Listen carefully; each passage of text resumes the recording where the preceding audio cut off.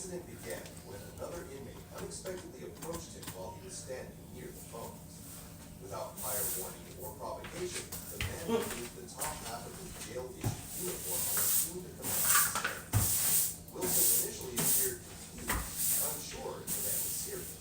The situation escalated quickly. The attacker threw a punch, triggering a brief fight between the two men. A third inmate attempted to break it up, and for a moment, it seemed like the conflict was over. But just seconds later, the same inmate returned, and this time, the violence intensified. Wilson was cornered again and struck repeatedly. In the chaos, he tried to hold off his attacker until corrections officers arrived to regain control of the tier. Later reports revealed that the attack didn't end with just fists.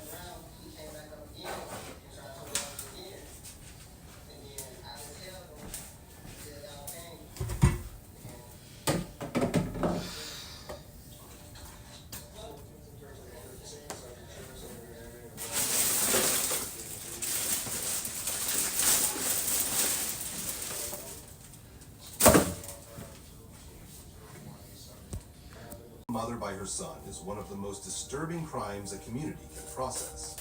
And in the case of Wilson, the fallout continues to echo.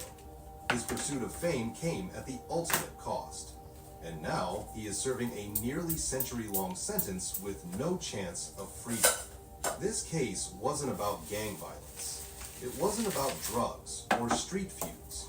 It was about greed, about ego, about a distorted sense of entitlement that turned a young man against the person who gave him everything. Yolanda Holmes didn't die in a robbery gone wrong. She died in a calculated act of betrayal, carried out by someone she trusted unconditionally. It's a haunting reminder that evil doesn't always come from strangers. Sometimes it grows in silence, inside homes, inside families, hidden beneath the surface. Yolanda Holmes gave her son everything. She tried to keep him away from the streets, away from his father's violent legacy, but ultimately, her kindness and trust were exploited. We owe it to her, to every mother like her, to remember this story. Sometimes justice comes not just in a courtroom, but in the stories we refuse to forget. Let us know what you think in the comments section below.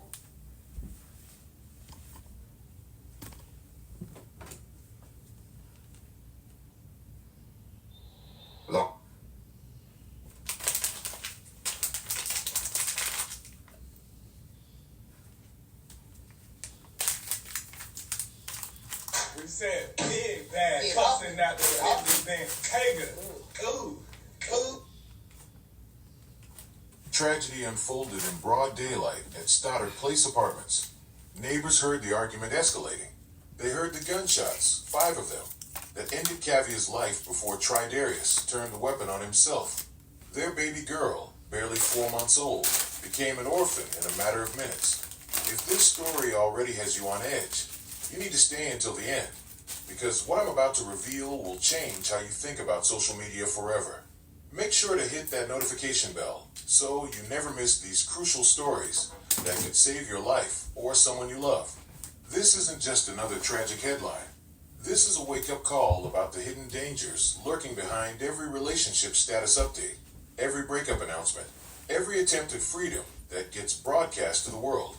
Cavia's story will expose the deadly reality that millions of women face every single day. Cavia Simmons was just 20 years old when her life was cut short in Pensacola, Florida. She wasn't a stranger to struggle, but she was a fighter who believed in better days ahead. Those who knew her described a young woman with an infectious smile and an unbreakable spirit, someone who lit up every room she entered. Born and raised in the heart of Florida's Panhandle, Kavia had dreams that stretched far beyond her circumstances.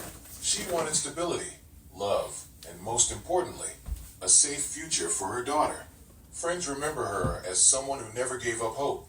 Even when life threw its hardest punches, she was determined to break cycles and create something beautiful from the chaos around her. Everything changed for Kavia when she became a mother in January 2023. Her 4-month-old daughter became the center of her universe, the reason she woke up every morning with purpose.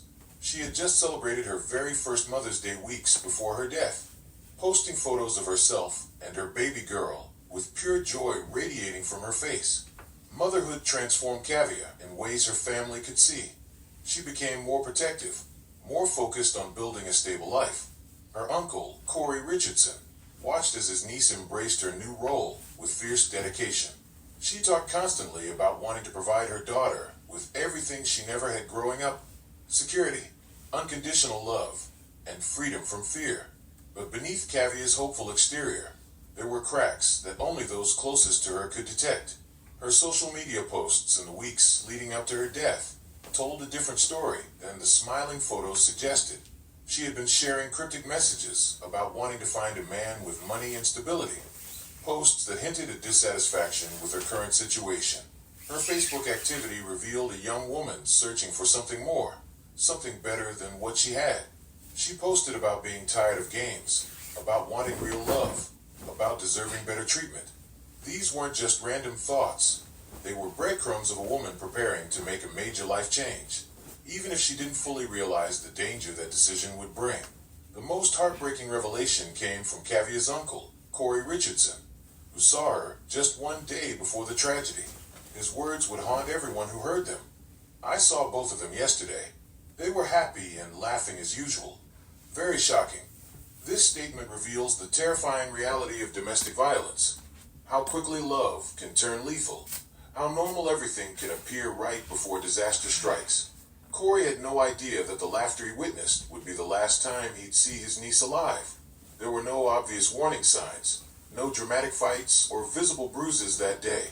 The couple seemed content, even joyful, making what happened next all the more devastating for those left behind.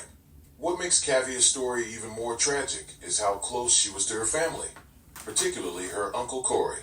He had been a constant presence in her life, someone she trusted and confided in. The fact that even he couldn't see the storm coming shows how well abusers can hide their true nature until the very end. Kavia's dreams were simple but powerful. She wanted to be a good mother, find genuine love, and build a life free from drama and instability. She had recently started talking about her future with renewed optimism, making plans that didn't include the toxic patterns she was trying to escape. Her final Facebook post wasn't just about being single. It was about reclaiming her power and choosing herself for once. Kavia's relationship with Tridarius Gray began like many others, with passion, promises, and what seemed like genuine love. They had been together for just over a year when everything came crashing down on that fatal May afternoon. To outsiders,